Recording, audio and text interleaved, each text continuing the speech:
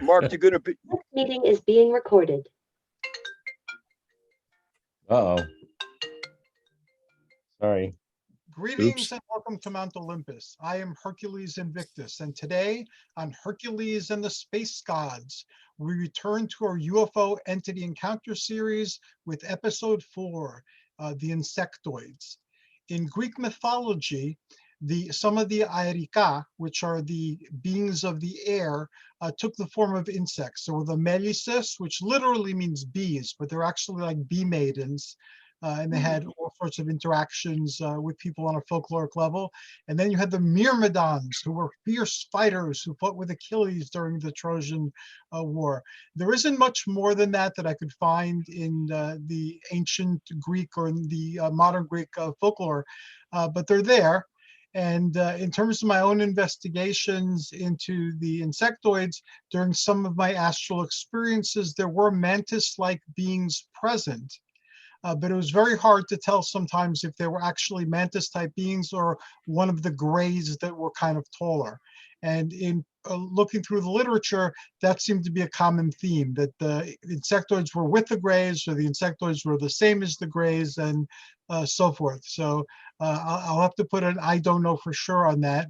And I will defer to the knowledge and insights of those more knowledgeable than I am, starting with the legendary Tim Swartz. Oh, legendary. Wow. Thank you. A legend in my own mind. Is that what you're saying there? No, in the minds of many. You guys, collectively, the show is dedicated to Tim Beckley, but I should really dedicate it to everybody who's part of the, the global inner light, because that company goes back to my childhood, and I have many stories to tell about my attempts to try to locate the source of all the really cool metaphysical books that we put out. But anyway, but yes, you are legendary. You had a very significant impact on my life, and I can't even begin to thank you. So yes, legendary in my mind and in the minds of many as well. Well, thank you, Hercules. I appreciate that. Yeah, it's we're talking about the insectoids, or the mantis types of extraterrestrials, ultra-terrestrials, however you want to refer to them. It's interesting because these creatures have been part of mankind's mythology for, I think since people could write or carve pictographs on the sides of cliffs. In fact, there was a story I ran across in 2020. Archaeologists discovered in Iran a pictograph of a mantis type of humanoid.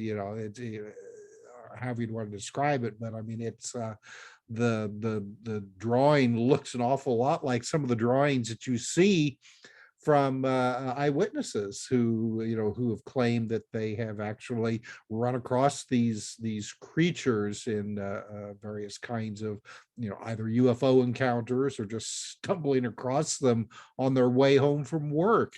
There is an African tribe who part of their mythology is that the praying mantis were the first intelligent creatures on Earth, and they were the ones who were responsible then for creating humans and animals, on the planet. So it's interesting because much like the reptilians, which we talked about in our last episode, the mantis types of creatures are viewed by various groups as good, benevolent, part of the creation process, while there are others like the reptoids who see them as evil and do not have the best interest in mankind. So when it comes to then like the more modern UFO mythology, believe it or not, the mantis creatures have been reported almost from the very beginning. I don't know if anybody remembers the late Ted Owens, who was called the PK Man.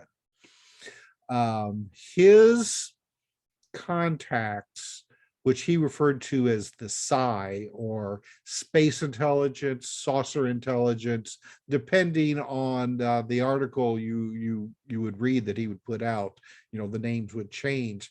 But he said that he would always view these beings as, and he called them like a Twitter and tweeter. And he described them as looking like praying mantis, like insects. He says he wasn't sure if that was their real form or if that was just what they were conveying to him, but he always got the impression that they were an insect-like type of intelligence.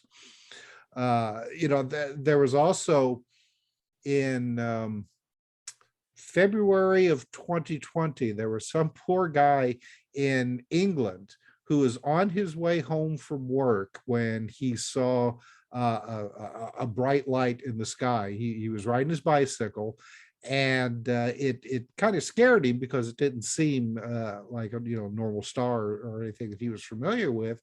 So he took a detour through the woods, and that sounds like the beginning of every horror movie that we've ever seen. We'll be safe here. We'll go through the woods in the old cemetery. But when he took this detour, he ran into, not literally, but he ran into what he described as a large humanoid praying mantis. He said it was over 7 feet tall. He said it had like the face and head of a praying mantis, but its body was more humanoid looking. But he said the thing about it is that it conveyed to him like feelings of evil and just distaste for people. And his story, I mean, it got a lot of, the poor guy, it got a lot of play on all the tabloids. It was on like the Sun and the Star and Coast to Coast, the website from Tim Banal. So we continue to have these really interesting encounters with these creatures. And of course, I should point out that now, of course, his name has left my mind completely. The UFO investigator who was very much part of working with Dr. Lear in the implant removals.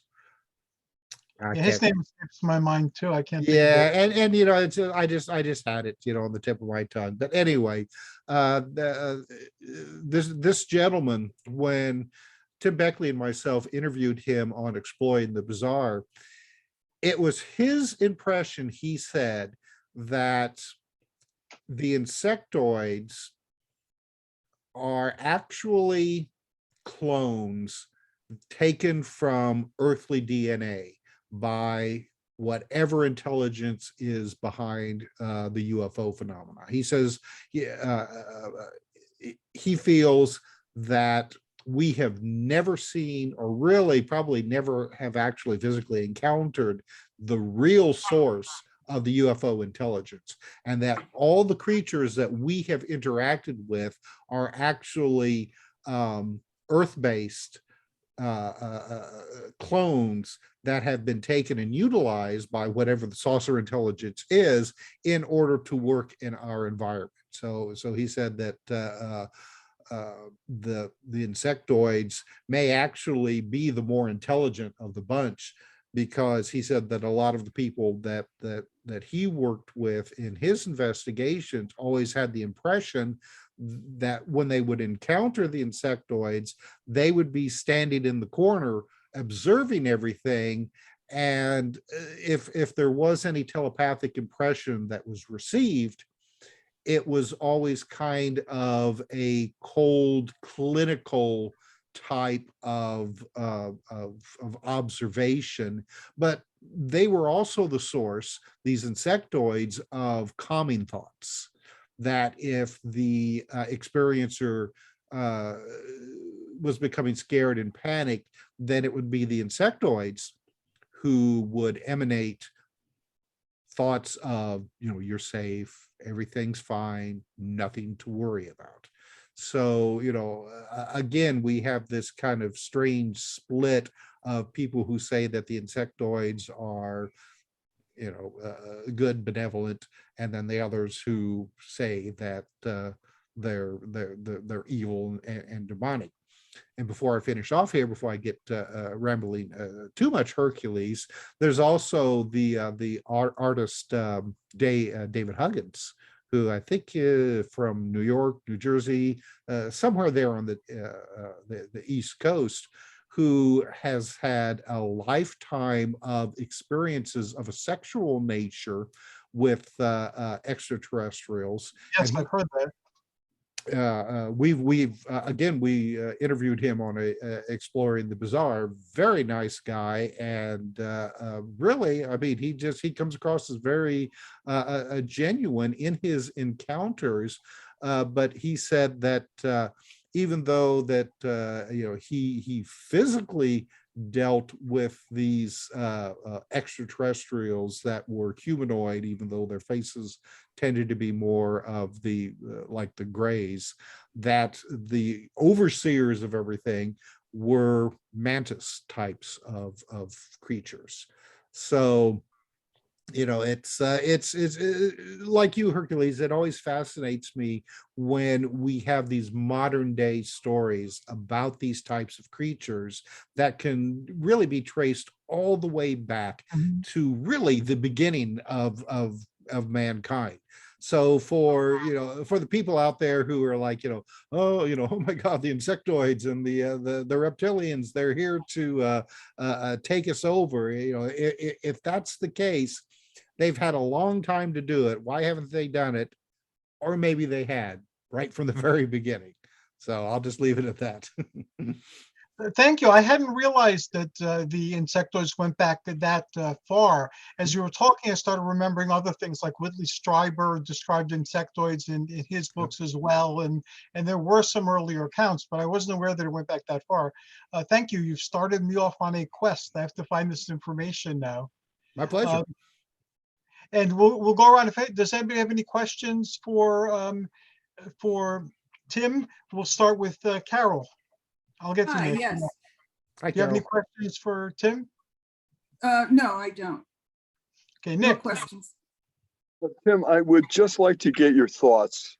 There's been a great deal on the internet, as I'm sure you know, about the fact that COVID-19 is really a very deceptive subject, because some people have said not only is it for depopulation on a massive scale, and the fathers of Gates and the Rockefellers and Soros and a lot of others, that's what they wanted, is depopulation. And now this is the big playing card. This is their big move. And Nick, I'd like not to deal with this topic. Okay, I'll go with my point being, some people have said that there's more behind it, and that there are extraterrestrials behind them. And therefore, I think it's relevant to ask the question, do you have any feelings on that subject?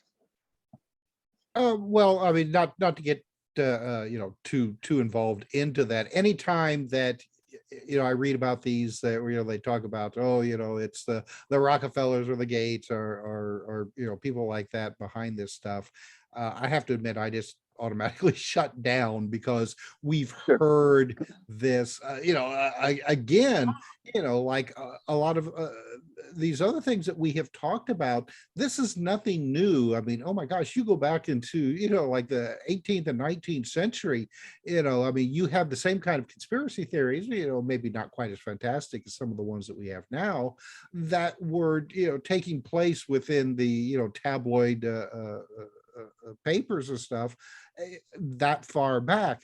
So, I mean, I always approach this kind of conspiracy stuff really just, very, very, very carefully, and try to vet the sources. And, if I think if people do the really good research on these types of things, you'll find that a lot of the sources all kind of lead back to the same ones, which generally end up being spurious at best.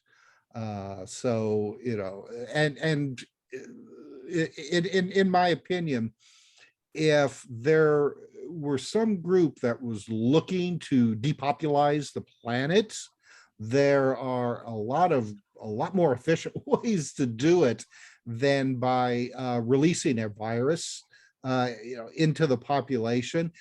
Because as we see with coronavirus, they can mutate in all kinds of different directions and really aren't that efficient. I mean, there would be a lot better ways to kill off a large portion of the planet's population than by secretly trying to manipulate a virus, or send out electromagnetic signals, or magnetize people, that sort of thing.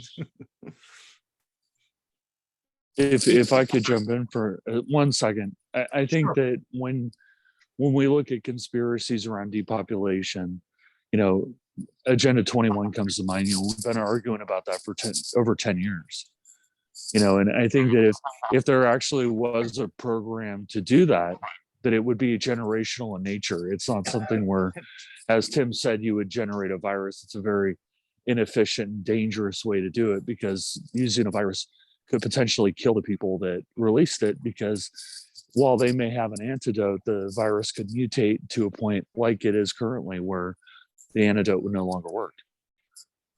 And this is a classic example, because as we see the virus mutate, the efficacy of our resistance to it, is impacted each time, because our resistance is designed for a variant that may be burning out. So I don't think that's probably a very, very efficient way to do it.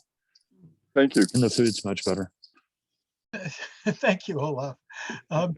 Marc, do you have anything you'd like to ask Tim, or anything that's come up so far?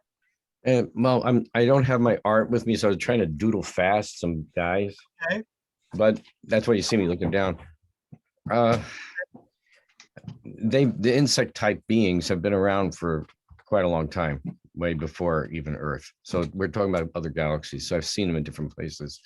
But yeah, I wouldn't be surprised if they mutated a few things here on the planet to move it through in some way genetically. And the bee-like people too, there's some like that similar. So there's different ones. And I wouldn't be surprised if they were here a long time ago, to millions of years ago, to work with the people that were here. The beings that were here, I mean, there was other space people here. And as for Huggins is an interesting man. We met him. He lives in Jersey, I'm pretty sure. And as far as I know, tuned into him and everything, he's real. He's real. He's not making that stuff, anything up. And it's traumatic. It was very traumatic for him. There was a documentary made about him, and a book came out. I might have the book, I might not, but I saw the documentary a while ago. Yeah, but we met him in 2008, I guess. When we were working on the Hidden Hand movie with James Carmen. So he went through a lot of traumatic stuff. It's happened to him, like a portal door or window thing would open in his room as a kid, with a teenager, and the beings would come through. And that's not what everything he spoke about happened to a friend of ours in Carolinas years and years ago. So we're already familiar with their portal doors opening that they make and do when you're right through your wall, and take people right through there and teleport them out and walk you out, basically. But they're real, and the beings can look like an insect, like we think of an insect, or something like, I was trying to sketch fast here, but I'm looking down, my eyes are distorted, but just that strange look with the mantis look, which I've got some pictures of the mantis types. Those beings are the ones I've met, are very gentle, scientific, interested in the well-being, They're more interested in the well-being of people here and other planets as well. So they're not evil, but there might be some remnant types that look similar to an insect. And sometimes they have little things on their head, even like little things like a bee might have, but small, very small. And those are not very, very tall beings. The mantis types are 7 feet, 6 and 7 taller. And some have that mantis-y body, which people have seen. And they might wear a cape or some sort of cloak thing. And the other one's similar to a body form, but very skinny, very, very slender arms and leg points and things. So I didn't see multiple legs on these other people I've seen. Just the arm, they had arms, long hand fingers. But they don't know where you've seen them. I've seen them out of body on the higher ships, not around Earth and on these other planes with the Alliance people. So they're not on the high dimensional spaces, but they're here in the frequencies of the physical as well as the ethereal within the physicals here that we have. So they have physical bodies, yes. And those are friendly beings, the ones I've met. So there might be bad ones out there, but the ones I've met are similar to the way Huggins or any other, like Tim was mentioning, some people had experience, people were having pain, and mantis type being would telepathically or come over and all the pain would cease. It would go quietly away. And Betty Hill had a similar thing, but not with a mantisian type being. What was that? You know, what's interesting about that is that a lot of times when people do, and I mean, this is more, you know, ultra terrestrial nature, right? But a lot of times when people do trans channeling, that if they are targeting extraterrestrials in their trances, that they will inevitably come across the mantis. That for whatever reason, the mantis insectoids tend to be very active in the astral realm. So when people are doing trances and trans channeling, they will, and they specifically want to talk to aliens, so they will come across eventually the mantises. In fact, in the second season of Hellier, I think it's Connor, they get him to do a trans channeling. And when he goes in, what he sees is a mantis. He's in some sort of a space, you know, ethereal plane space, whatever, but he actually interacts with a mantis. And they were setting out to try to find out what was going on. And the reason that that's interesting for what you were saying is that in the case of the Hellier, they were specifically trying to understand portals, you know, opening and closing portals, what was causing this portal that they believed was in Hellier, Kentucky, etc. And when they attempted to do that, a mantis showed up. So it's very. Was this an actual sighting? No, it was, or through meditation. Through trans channeling. Oh. Yeah, but a lot of times in trans channeling, you know, again, if they're looking for extraterrestrials, right, they inevitably, the trans channeler will eventually, you know, they might talk to, you know, grays or, you know, different groups, right? But eventually they will always eventually end up with a mantis, because the mantises seem to be very active in the ether, like the ether space, which I thought was interesting, especially around the portals. In terms of astral, the word means starry in Greek, and there was a belief at the time, when they didn't know as much as we know about astronomy, that there was the fixed sky, the Empyrean, and there were the fixed stars in that fixed sky, and that was also called heaven. And then there were planetary bands surrounding the planet, each one corresponding to one of the 5 classical planets, our sun and our moon. And they believed that these the beings in each of these bands were associated with the planet. So when the ancients were talking about the astral, they were talking about this place, and they hypothesized that this is where you went, where you dreamed. This is where you went when you fantasized. This is where your imagination came from. So it still holds true today. It might not be scientifically true, but it is very much psychologically true. Yes, Carole. I didn't have a question for Tim, but I did want to comment on something you had said at the beginning of this meeting. Sure. about the bees, the bee priestesses. They were called Melissae. That's where the name Melissa comes from. Yes, And yes.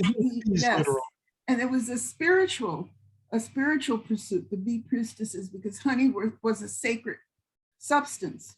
Also, the Hopi have stories of insect people, ant people. I had seen something on the History Channel, so I was looking it up, and there were 2 sightings of insectoids that people had seen. I think it was in Tennessee or in one of those states. I think it was Tennessee. They had actually seen them when they went fishing. So those were real. I'm not saying trance meditation and channeling isn't real, but I'm always looking at actual sightings first. And the kind of thing that John Mack would find, or Bud Hopkins, and there aren't very many related to insectoids. But of interest, if it matters, it's they have made their way into science fiction and into stories, fantasy stories, as mind flayers. They have telepathic powers in some fantasy series that I've read, and they're becoming more popular. I myself don't think I would like to meet an insectoid. They just don't look good to me. But they're supposed to, when they appear with grays, be their captains, so to speak. So I just wanted to add that because they do apparently have a long history, as Tim mentioned, going back centuries. Also, the bee was a sign of royalty in ancient Egypt, early Egypt. There was a guy who had an encounter fishing. I think it was Pennsylvania area or somewhere in the Midwest, something like that. There were 2 encounters like that. Yeah, I saw. Yeah, physical. And he was, somebody else had seen one, but he was setting his bait and going and throwing the rod and all that. Yeah, that's what I came across. And in the woods, like he estimated 20, 30 feet from him, maybe, he saw movement. So he looked, and it was what he thought was an insectoid being, which it was, but he said it resembled sort of a grasshopper mantis, about 6 feet tall. Yes. Kind of was in the woods and stopped when he realized he saw the creature, stopped and saw him, and he was like, uh-oh, like he sees me, and he started to stand there and stare at him, at the human. The being was staring at the human, and the guy just pulled his reel in. But then you know what he did? He got so scared and confused, he dropped his rod and just ran to the car and to go get somebody, and took off and came back later. But the being was in a 2 arms, 2 legs, sort of grasshopper, but in a sort of an outfit. But he said the whole posture resembled a grasshopper effect or the mantis, and yet very intelligent, telepathic. He felt peace from it. Nothing's going to happen. I'm not going to hurt you. But it was, he felt it was living there. It was living in the woods because somebody else had seen the same being someplace else down the same area of the lake or river, Lake River or something like that. I think it was in Phantoms and Monsters.com, one of those.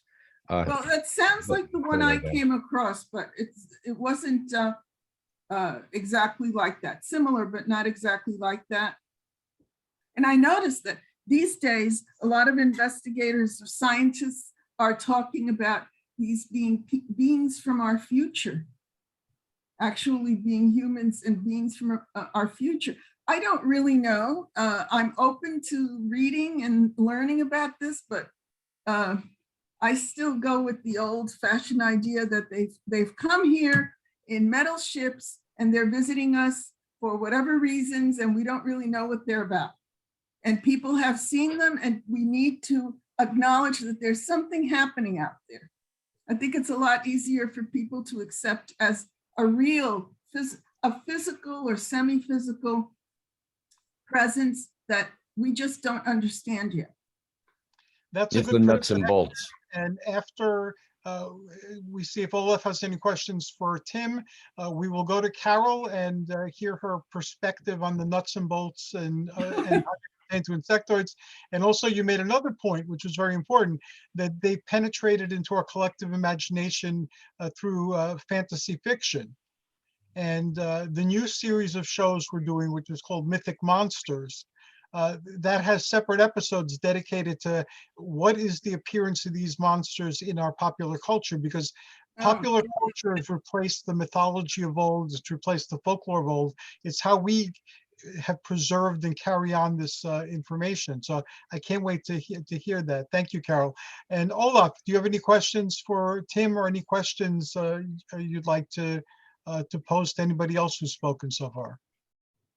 No, I think the only other thing that I wanted to mention at the moment was that some instances of insectoids in general, they're tied to this notion of the inner earth, that people experience insectoids when they're going through gateways into the inner earth, and they see them inside the inner earth as well.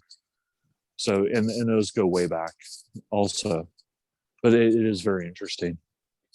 So that forms a sense of mythology. That's amazing. Again, and I was not aware of the extent of it. So thank you very much, Olav. Hercules, I wanted to just quickly point out something that Olav mentioned earlier, is that a lot of people who have taken DMT, psychedelic trips, have reported, and it seems to be almost a universal type of encounter, the mantis creatures.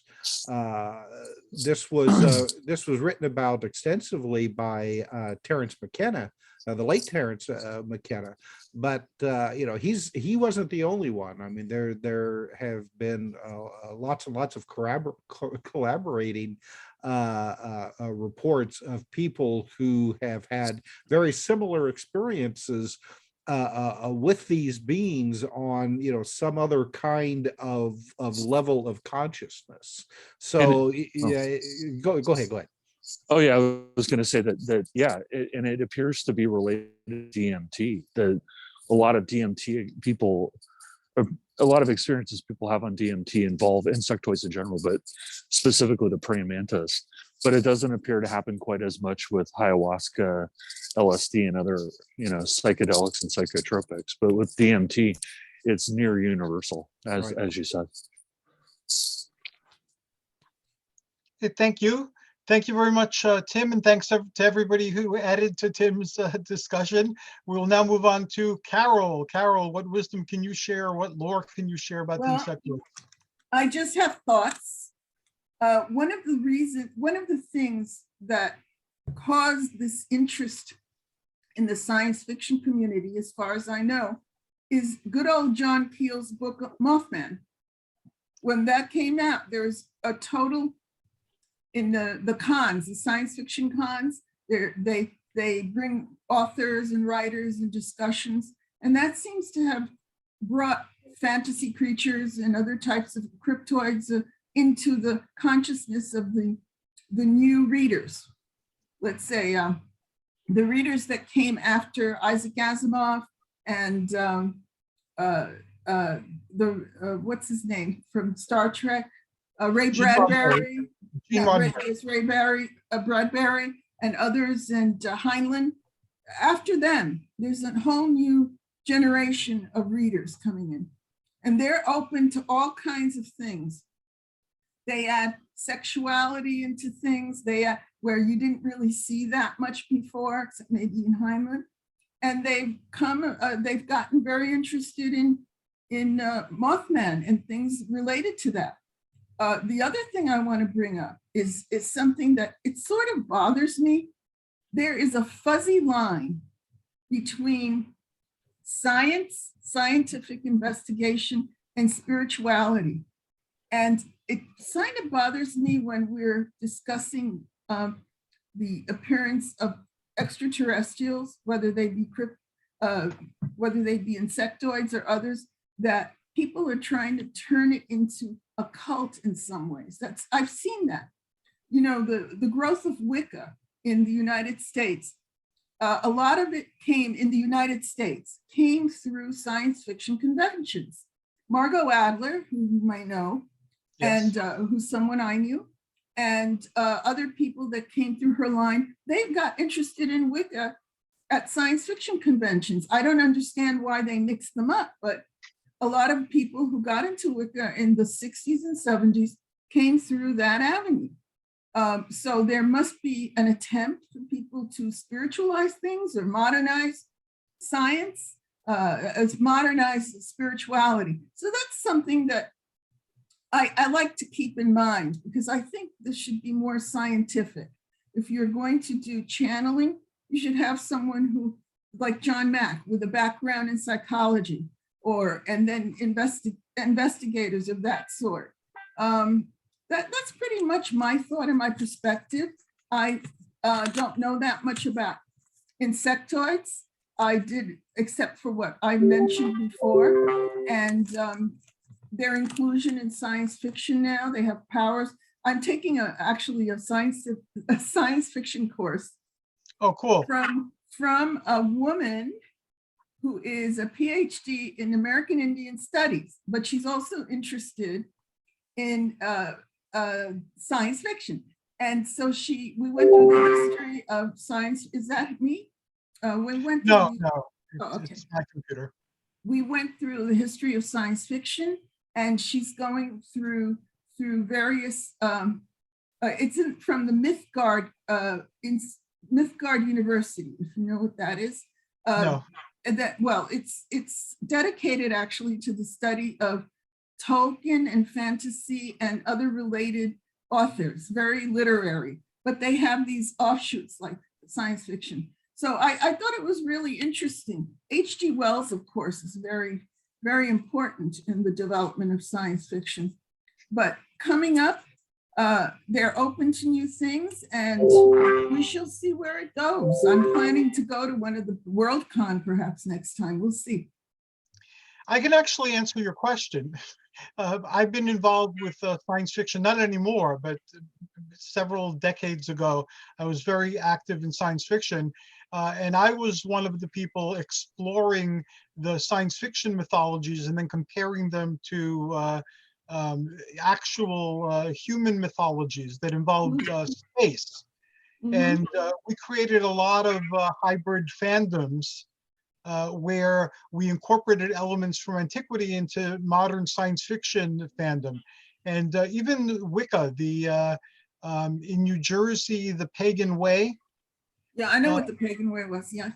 They were using rituals that I wrote for science fiction. Oh, you're kidding. You're kidding. No, they were using them because the Klingons in Star Trek were kind of like Vikings. Do you know Joe? Do you know Joe Klingon? No, like I said, it's been decades. But Okay. we started this whole thing where people just weren't going in costumes and getting prizes for the best costume, but people were actually living it and experiencing it. And we developed. I introduced Viking and Arthurian and Greek and all sorts of elements. So I guess I'm guilty of polluting the stream of science fiction fandom with ancient occult practices. Well, that's the next wave of readers. The next wave of readers is developing a new science fiction with those ideas. You're a founder, I guess. And even now, we have several shows dedicated to science fiction and mythology. And we've looked at, I think Nick was on one of those shows with Gene Roddenberry. And there's a lot of evidence that Gene Roddenberry read the Urantia book, that he went to Unarius meetings, that he was going to channels who channeled the 9 gods of ancient Heliopolis. So there's a lot of blending on the creative level as well. And now a lot of that is coming out. I think he was an OTO as well. Alistair That I hadn't heard. I wouldn't doubt it. Okay, thank you for those are really important elements to introduce. Does anybody have any questions for Carole about the information that she introduced to our inquiry? Just that the mantis, and then we have the Mothman, and Phyllis and I knew John Keel for a number of years until he died back in 1978 and all that, and he passed on later. Those are true experiences that he experienced. Yes. Also, he was very fascinated with what we had. That's why he used to come over to our parties and things. He was a gentle guy, really nice man. The Mothman now, or the creature that looks like the Mothman, is Mhm. really being seen right now in O'Hare Airport. Where's that? Chicago, right? It's around the river out Right. there, Lake Chicago, Yeah. Lake Michigan and stuff in Chicago. People are seeing it in the airport. You go out to their car, if they work at the airport, they're going to their car, and the silhouetted being is by a lamppost, and they think it's just some guy standing around by his car. And when it Mhm. turns around, it might open the wings and just sit there, Oh, or makes chirping that's sounds to them. So what happened is people are taking pictures of it now. I kept saying, when do they get the photographs? No one seems to have one. You know why? Because you go into a weird shock when you see it. You're shocked, confused what you're looking at, a 6 foot and change right. creature in black, big eyes, and then all of a sudden red, and it opens up the wings like a bat and just goes straight up. And we see it up there and it's open and it seems to glide. So they do see it going by. Took Yeah, some I people heard there recently. were sightings around O'Hare. They are. Heard There's that. something going on. There's a couple of, well, Something. some of the people took photos, and I've not seen the photos yet. I think they're keeping it back. But what we did get to see was information on how the people at the airport that run it say you're not allowed to say or do anything if you work there, or you'll be fired. So there's stuff going on though. People sketch pictures and what they see, but the creature is real. The thing is it from space? Did it come? But John Keel always felt it was a messenger in some way, but maybe, and it's seen in other places, not just there, but it seems to be a lot at O'Hare Airport up there. And also other kind of things like a pterodon or something else flying by, or even a thunderbird type of being goes by. So are they from space or dimensional? I've not seen those creatures in space. I've only seen these insectoid type creatures, but not one of these moth type looking ones. And they actually look like a moth of some kind, but they're intelligent, they're telepathic, because people seem to talk with them, and telepathy, they get a feeling from it. And people were originally, remember, they were saying, oh, when I saw this creature, I had a feeling something's going to happen and something bad would happen, like with Mothman, with John Keel and the bridge collapse and all. People were thinking it was a messenger of that. But now they're talking about how they see it.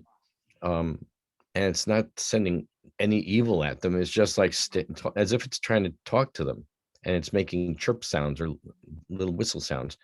And the people get scared or something, then it seems to take off, but seems not to have come towards anyone to hurt them, which to me says they're benevolent in some way. But what are they eating on the airport? We don't know.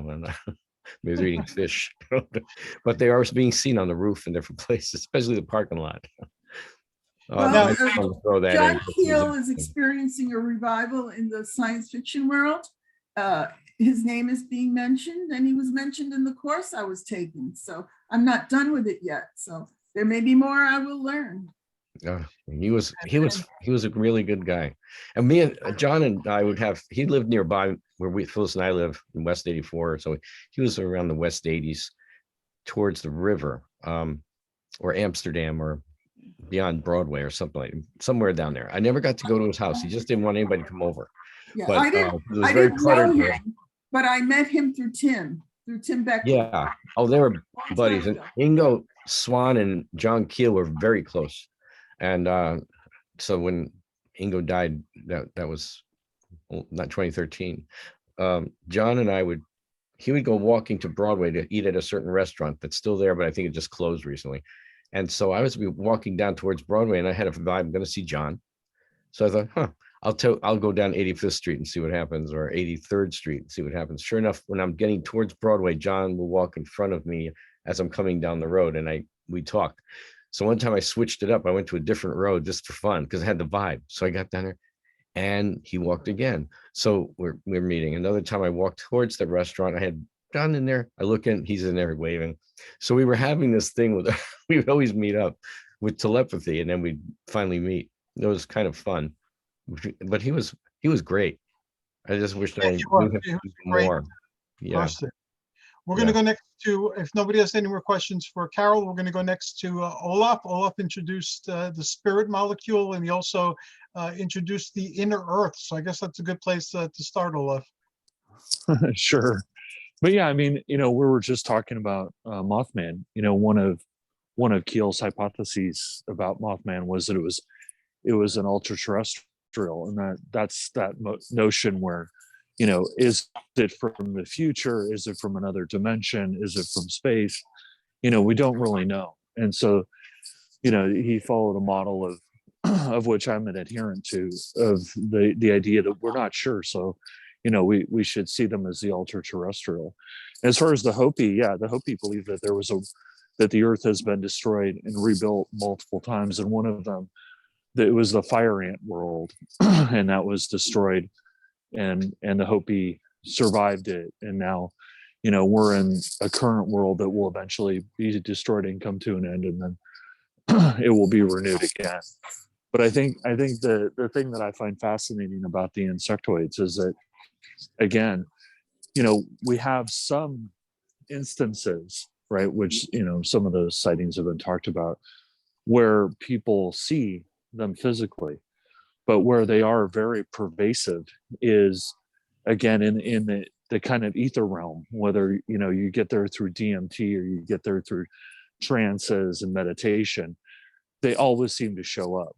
And, you do have the instances that have been talked about already, where people will have an abduction experience and they will see the grays, and the grays are functioning under the control of a praying mantis or some sort of insectoid. It doesn't, a lot of times it is a praying mantis, but it doesn't have to be.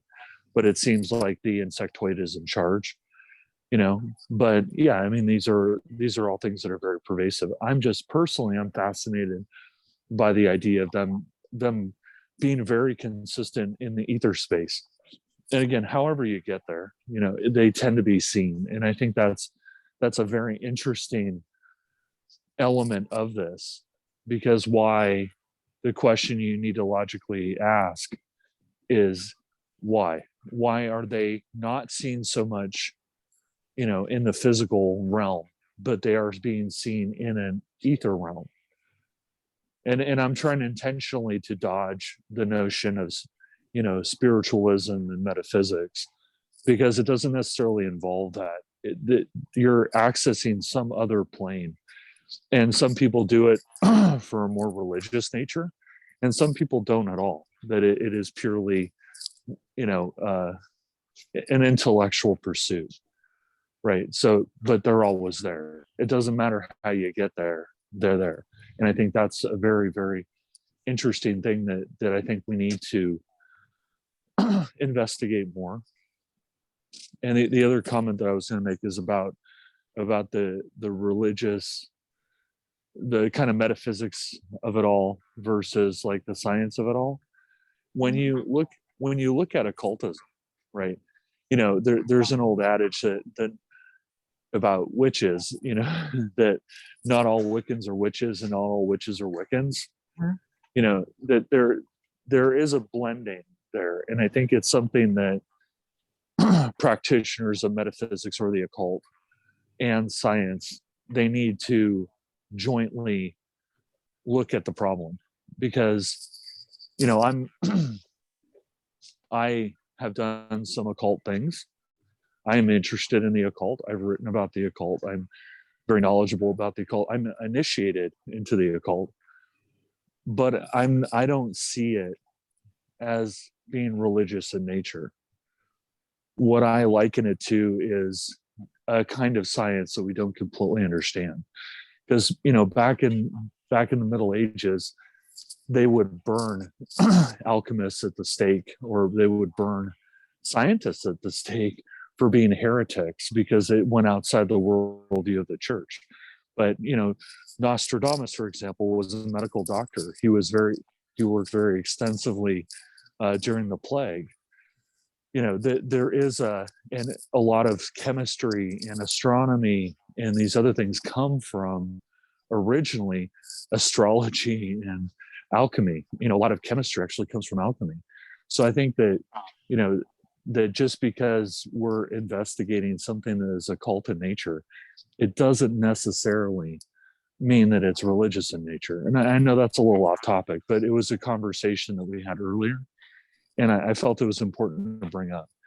I think occultism is a form of science, so we don't completely understand. It's kind of like, we know that if we do this, and that, this thing happens. And so we do that, right, to get the result.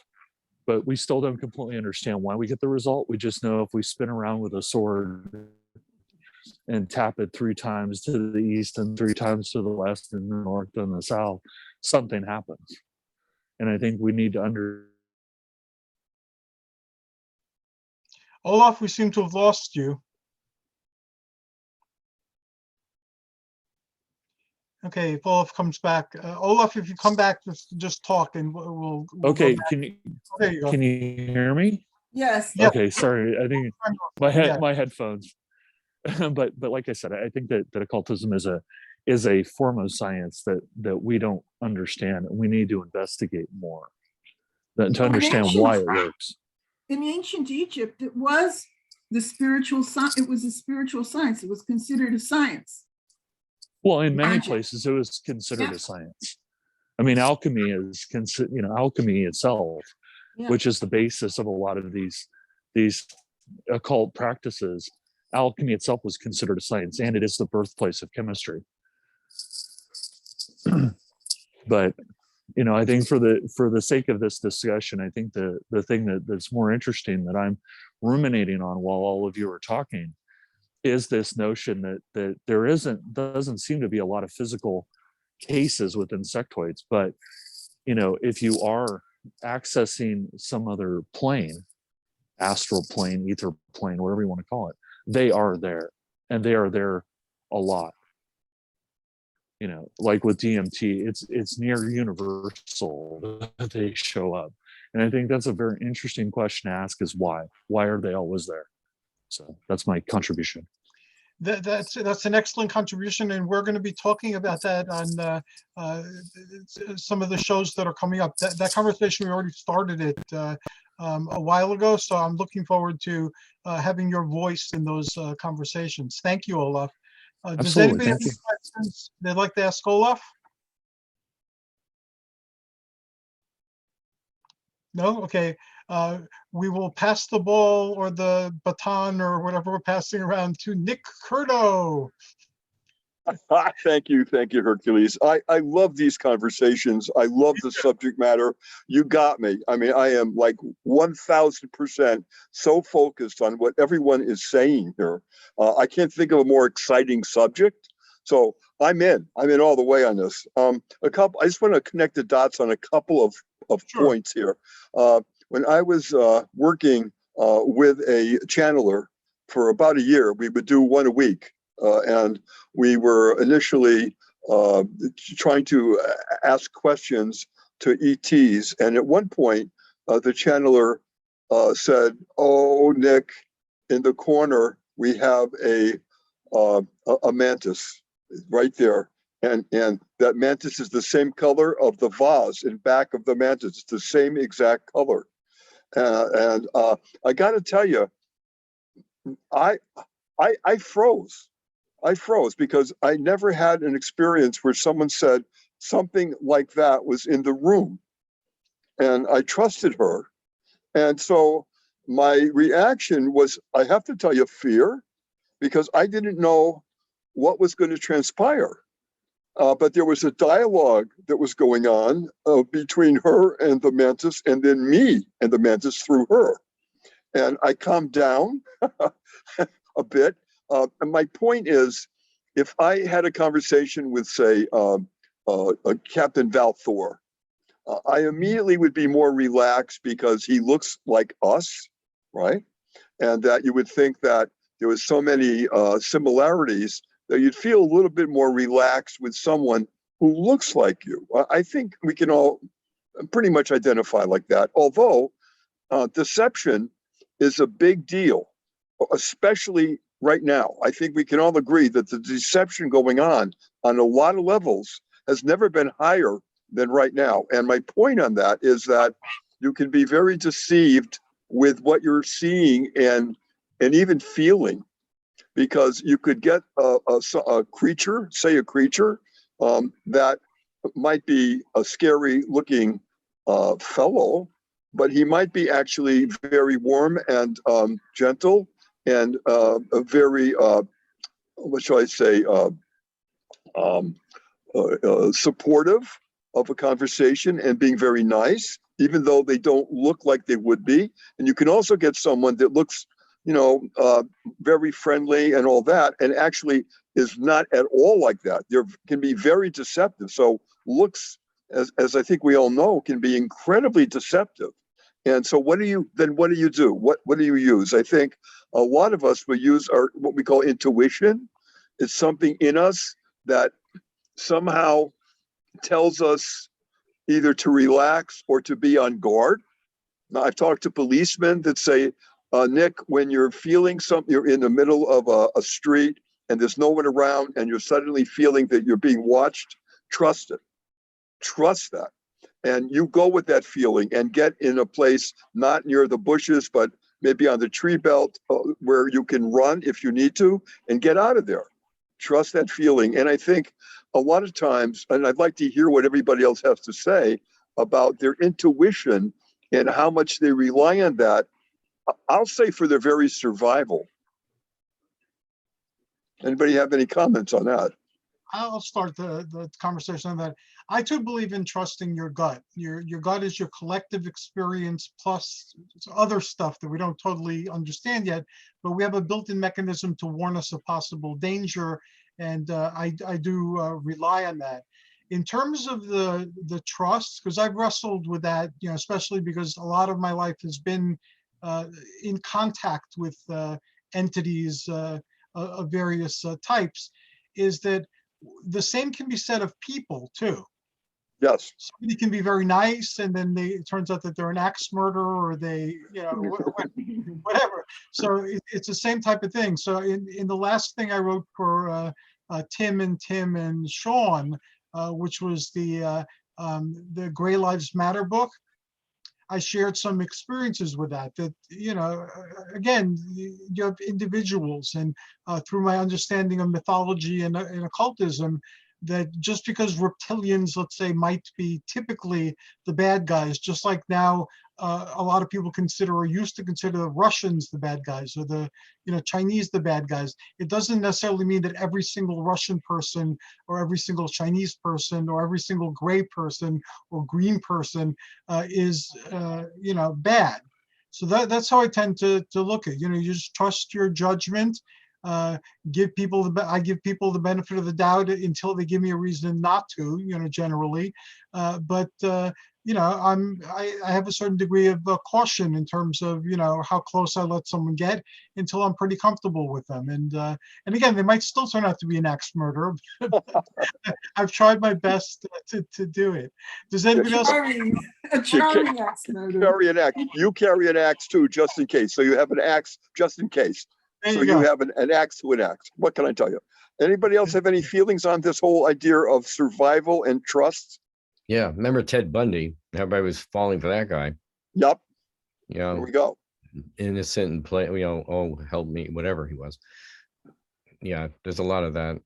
And I agree. We have to, in New York, Nick and I and Phyllis, you got to be careful, especially in the park areas around the park, because people hide behind the walls, come over the walls, molest or harass or pull their cameras off people, almost choking them, grab their stuff, run, get back over the fence into the park, the rock walls, and suddenly they're down and they're running in the dark. So they're kind of missing. So always walk. If you get an intuition feeling in the city, I walk into the street. I walk up the center or the sides of the street next to the cars. So I can just bolt in any different direction, because with the brownstones, there's cubbies where these people can hide. Anybody can hide. And I've walked down places, I got a vibe, and I go, oh, okay, I'm walking across the street, nonchalant, looking around. Don't look like a tourist, whatever you do. They look for that looking around like that, but look like you're looking at a number of a building, and then head towards it. Wham!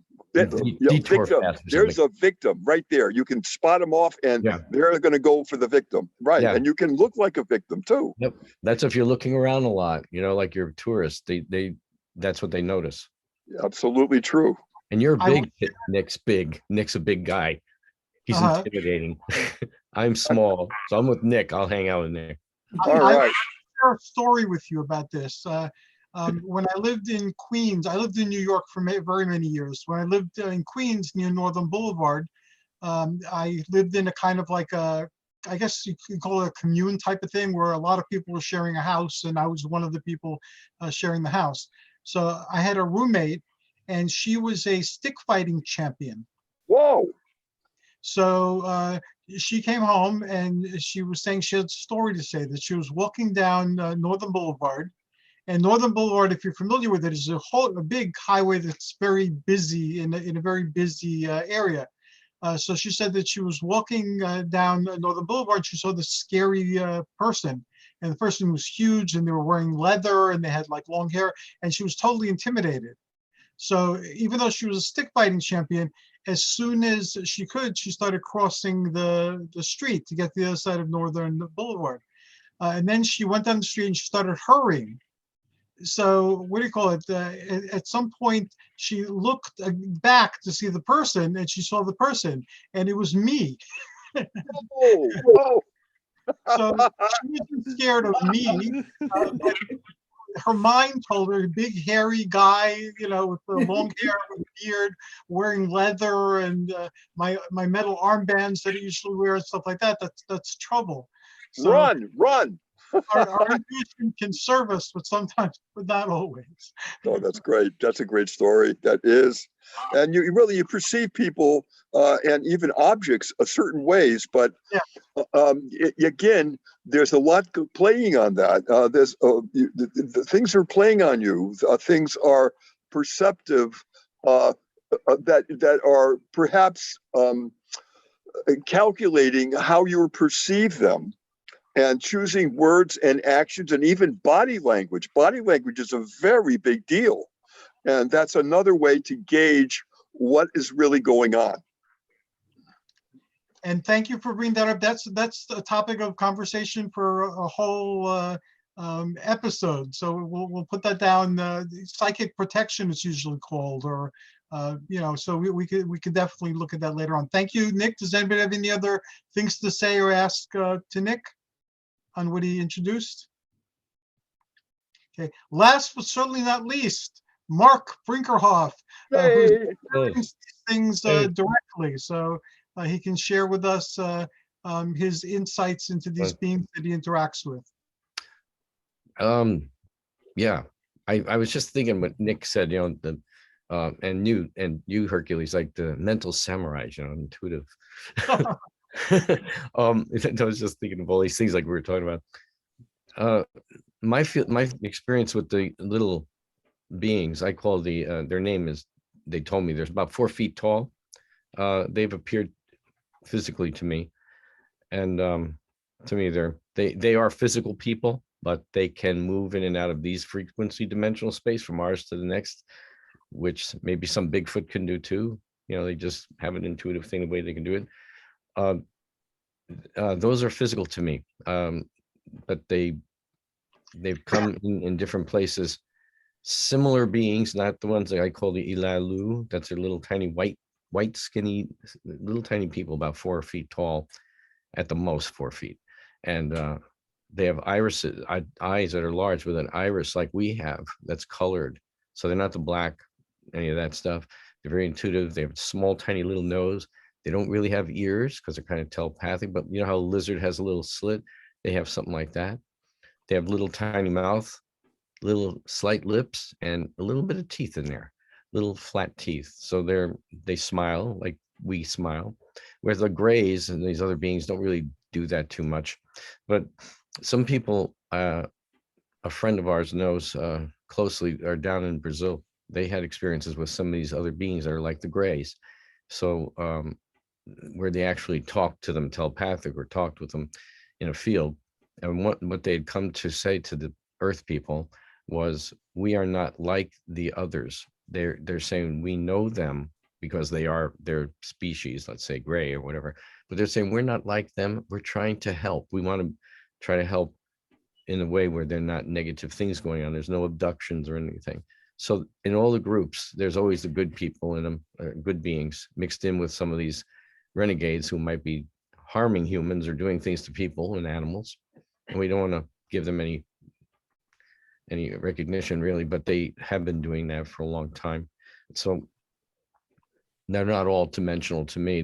They work within dimensions. Like Etherian people, as we call the ethers, or the ethers, frequencies in the ethers. So when I say Etherian, I'm saying a low Etherian or mid Etherian, high Etherian. If they're really a high Etherian, they're in our dimensional spaces, but they're of a high frequency, and they don't maybe need to eat.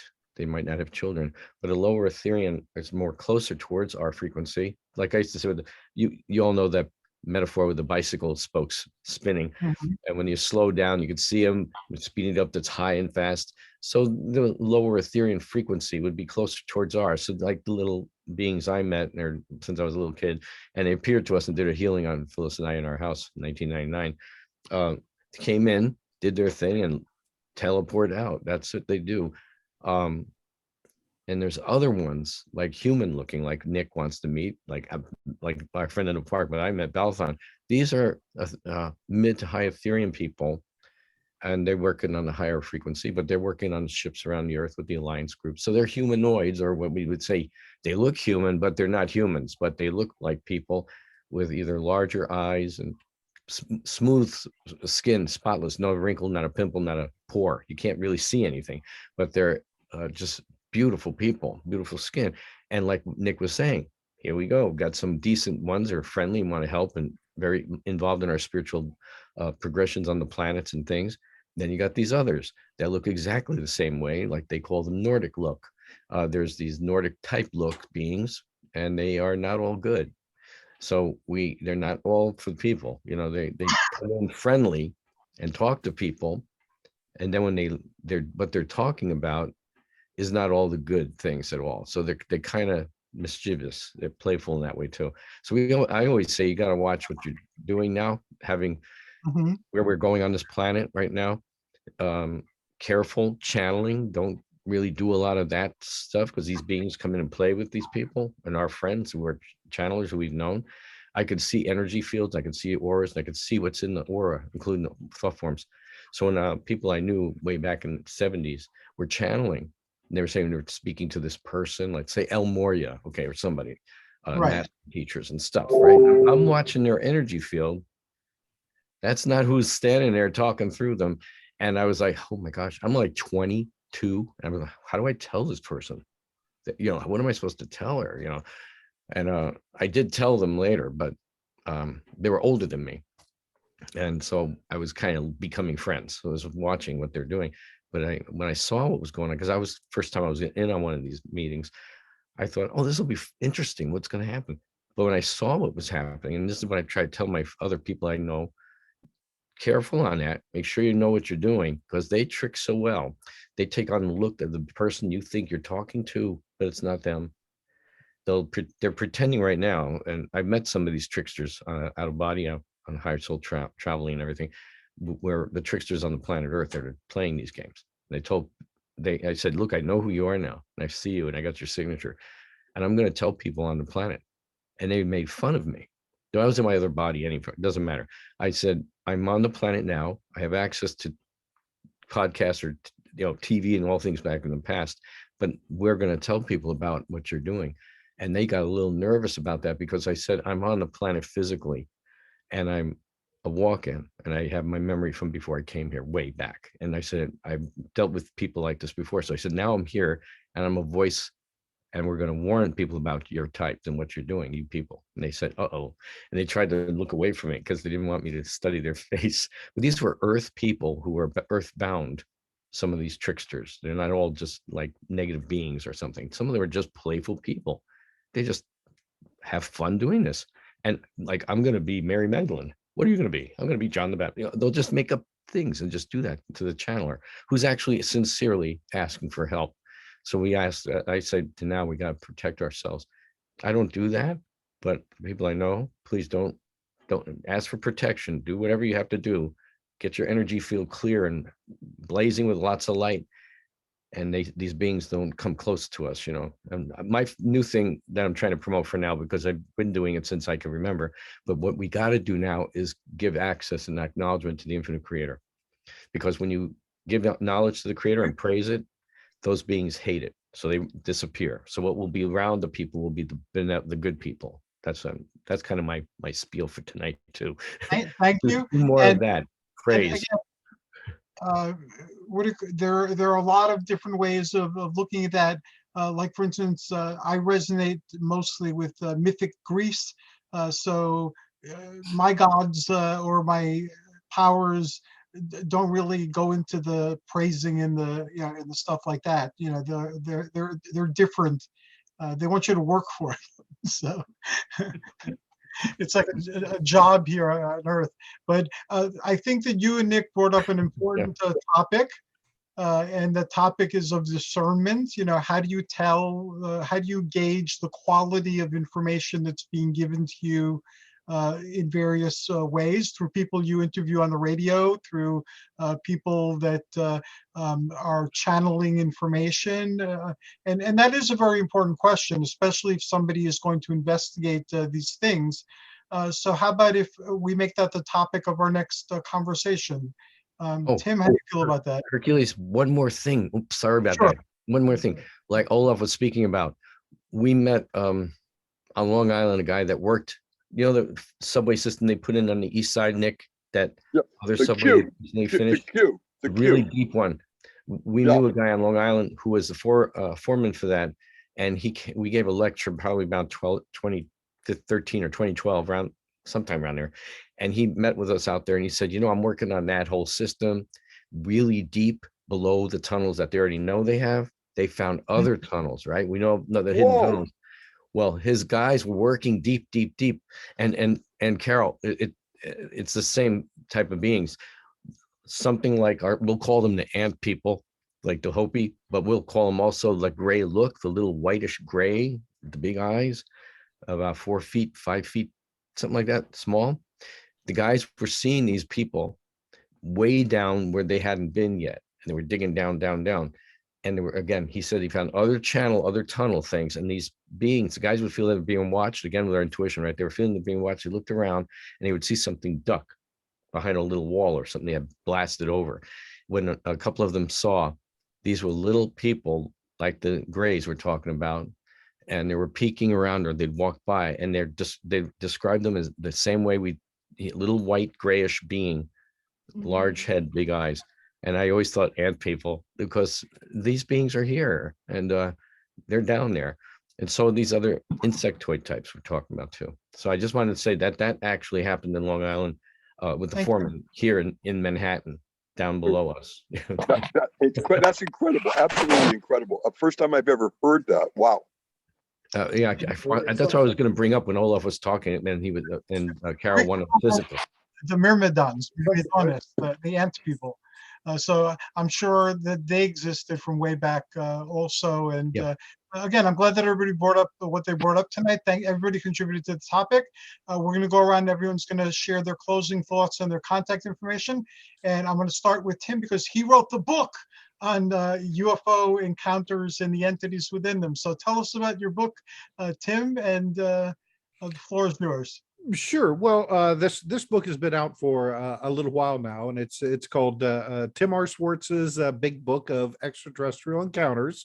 And when I say big book, it is a big book. It's probably 500 pages plus, so don't drop it on your foot if you buy a physical copy of it. It is available both as a print and Kindle edition, and you can find it at Amazon.com. And it's one of my favorite books because it really deals with encounters all across the planet. I mean, we have each chapter is a different author. I brought in some fantastic writers. Like I said, Hercules, you've got a chapter about Greece, and we have people like Nigel Watson, and of course Sean Castile, and the rest of the merry bunch. So it's and when I say extraterrestrial encounters, doesn't necessarily mean like nuts and bolt spaceships from other planets. Extraterrestrial means, in my opinion, another non-human consciousness, intelligence, what have you, that we have dealt with on this planet for a number of centuries, probably from the very beginning. So Tim R. Swartz's Big Book of Extraterrestrial Encounters, now available for your reading pleasure at Amazon.com.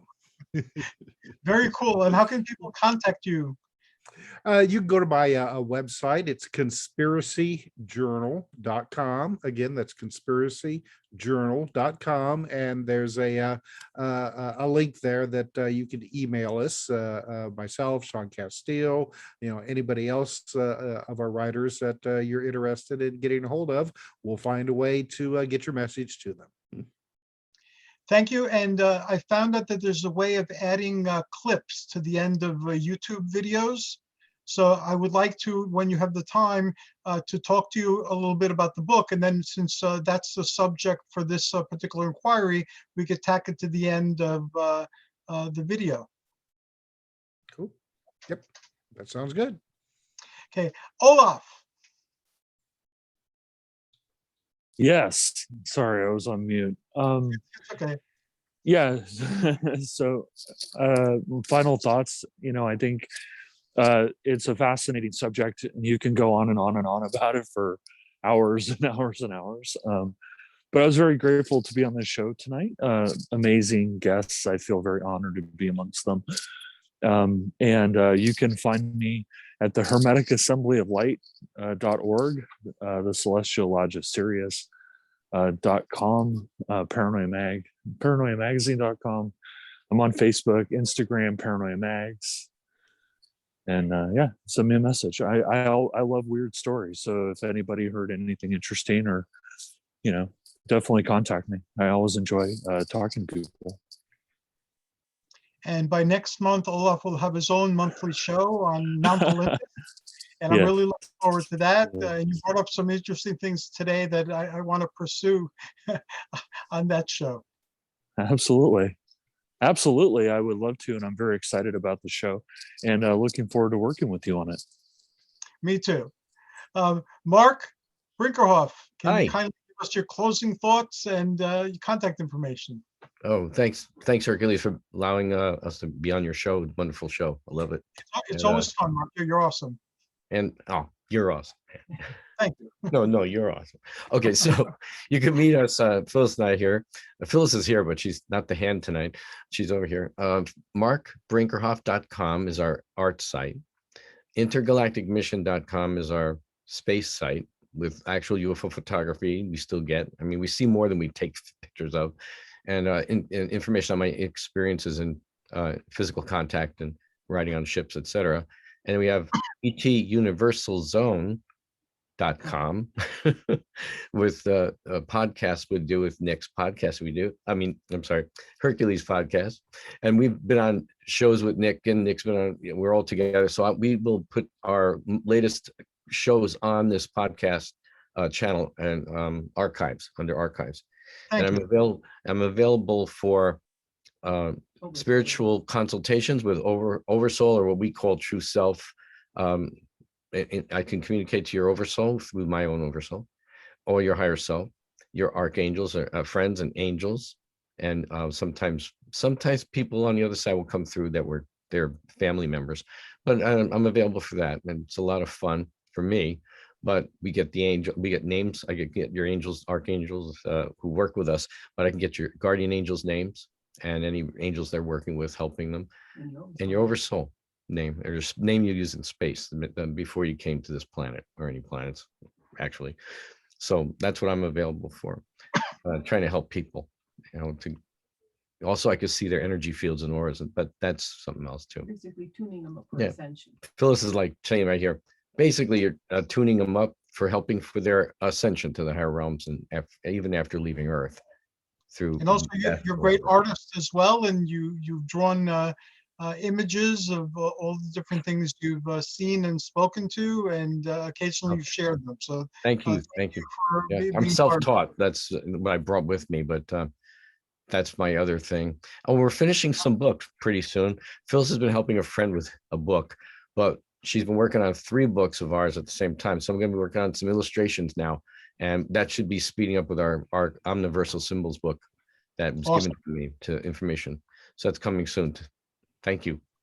Thank you. Thank you for everybody on the show. We're going to go to Carole, since she's our guest today. Carole, how can folks get in contact with you, and what type of thoughts do you have? Well, I'm glad to have also participated in this. There's a lot of new information that was brought up that I'm going to pursue. I still am a slave to the corporate world, so I don't have much time to get involved in writing or publishing, although I did write an article for the Village Voice a while ago, but it was hard to do because I had to take time off from work. But I got through that, and there's a lot of new things that were the tunnels deep beneath Manhattan. That is interesting because it might tie into some of the conspiracy theories I've heard. Maybe the government is involved with some of them, who knows? So I'm on Facebook, and my name is Carole Gonzales. I didn't put that in. And anybody can friend me if they like and chat with me. I have a lot of interests and a lot of things that I do that I don't post about, but I do. I am also a member of a number of spiritual organizations that happen, and I can share a lot that I've learned. There I go. Thank you so much for being a guest on today's show. You're welcome to future ones if you'd like. And I've already asked Carole to interview her about the spiritual organizations that she belongs to, and also her amazing adventures and researches. So that is coming very soon. Thank you, Carole. And last but not least, the incomparable Nick Curto. Whoa. Let me see. Disclosure Network New York. I'm very proud of that. We're in our 21st year, 21 years here in Manhattan. Wow. We do 2 meetings a month, and they're dynamite meetings right now because of COVID. Our venue had closed, is still closed pretty much. So we are doing Zoom meetings now. So we're continuing the schedule, only it's on Zoom instead. The good news is that we're picking up new members from not just New York City, but from a lot of different other places because of Zoom. So that's a plus. We want to eventually do not only a Zoom meeting, but a face-to-face meeting back at the center when we can do that, when the venues reopen. So that is the long-range plan, and we're looking forward to that. My email address is NICKNYNY1, and that's the numeral 1, not ONE, but numeral 1 at gmail.com. Again, NICKNYNY1 at gmail.com. The group now, with the meetings we have a one on the first and the third Wednesday of every month throughout 2022, and starting at 7 p.m. It goes for 90 minutes. If anybody would like to know more about accessing our meeting on Zoom, let me know by email, and I can put you in touch with how to do that and with our membership. So anyhow, we've got dynamite people, some of the best researchers I've ever had the pleasure of knowing, and they go deep on various important subjects. So that's it for Disclosure Network New York. Thank you very much, Nick. And Nick, so everyone knows, has 4 Saturday shows a month on my channel. One of them is on Disclosure Network New York, and their adventures that aren't recorded on Zoom, which is where it's just 2 monthly meetings. And then there's Connecting the Dots, there's the Creative Process, and there's the Urantia book. So Nick is versed and involved with and very busy on very many fronts. So thank you, Nick, for taking time out of your schedule to be here today. Yeah, we're on Fridays. Absolute pleasure. And thanks to everybody. You're awesome. And I enjoyed speaking with everybody today. And I'll be speaking with everybody very soon. Much love to everybody. Much love. Pleasure being on here. Honor being with you all. We love you. Ditto here. Good night, everybody. Good night. Good night. Take care, guys. Bye.